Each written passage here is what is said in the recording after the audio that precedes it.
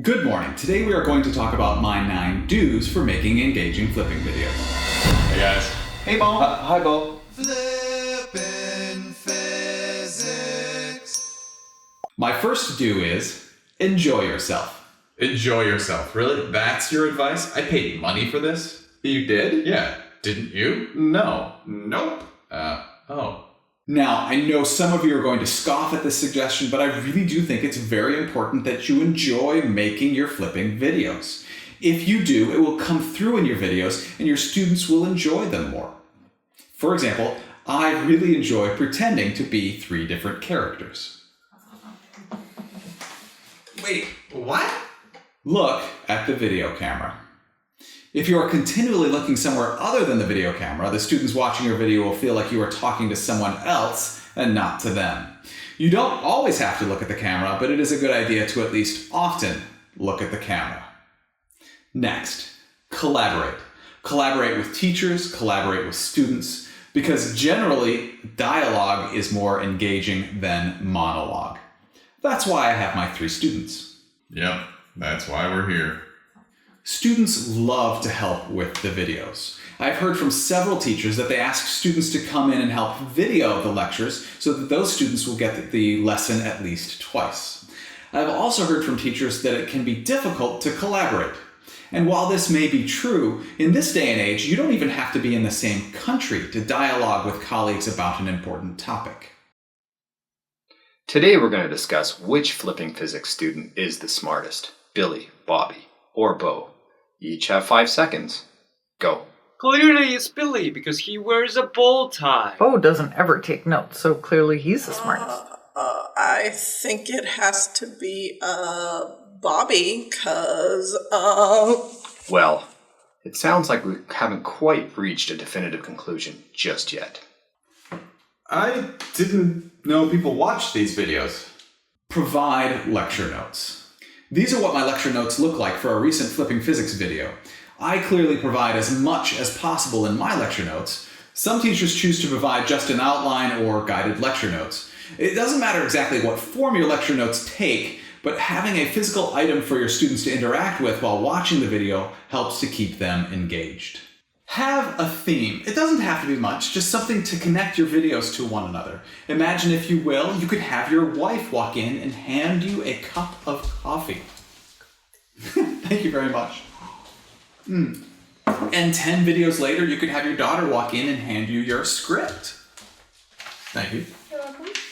And then 7 videos later, your other daughter could go running across the screen brandishing a foam sword. So again, it doesn't have to be much, just something to connect your videos and keep your students guessing and watching. Next, use a script. This is what the script looks like for this video. I post it on the wall and then I use it as a guide. And no, I do not use a teleprompter. Having a script will make it so your videos take less time to film and will also make your videos shorter because there will be fewer pauses for you to figure out what you are going to say. But again, don't read the script like I'm doing right now, because then it will probably sound unnatural like it does right now, and you probably won't be looking at the camera. Make mistakes and address misconceptions. As the teacher, you learn what mistakes students are going to make, and you know what misconceptions they are generally going to have. But if you only do what's correct in the videos, they won't learn what happens when they make mistakes. So it's actually very important that you address mistakes and common misconceptions in your videos. Here's one of my examples. Billy, explain to me what would happen if the acceleration at the top in the y direction were equal to 0. Oh, it would stop in midair and just float. Because if the velocity is 0 at the top and the velocity isn't changing, then the velocity would continue to stay 0 and the ball would just float there. Right. It would look like this.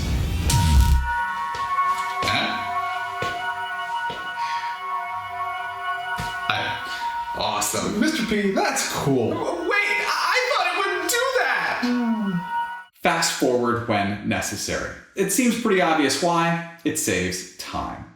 But what's kind of funny about this is I recently realized that one of my flipping physics videos, I could have fast forwarded through part of it and saved 50 seconds.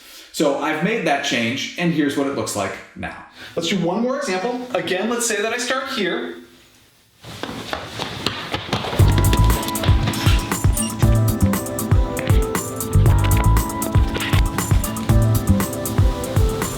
This guy is strange. Yeah.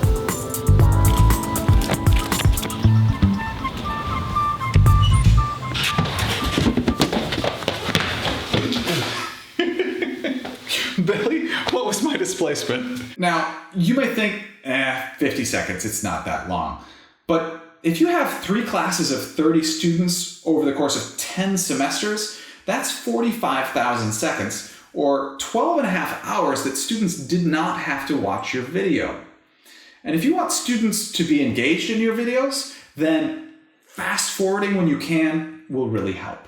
We are pretty busy. Please don't waste our time. Ditto. Finally, be creative. The more creative you can be, the more you will enjoy yourself and the more your students will actually want to watch your videos. Oh, dang it, not again!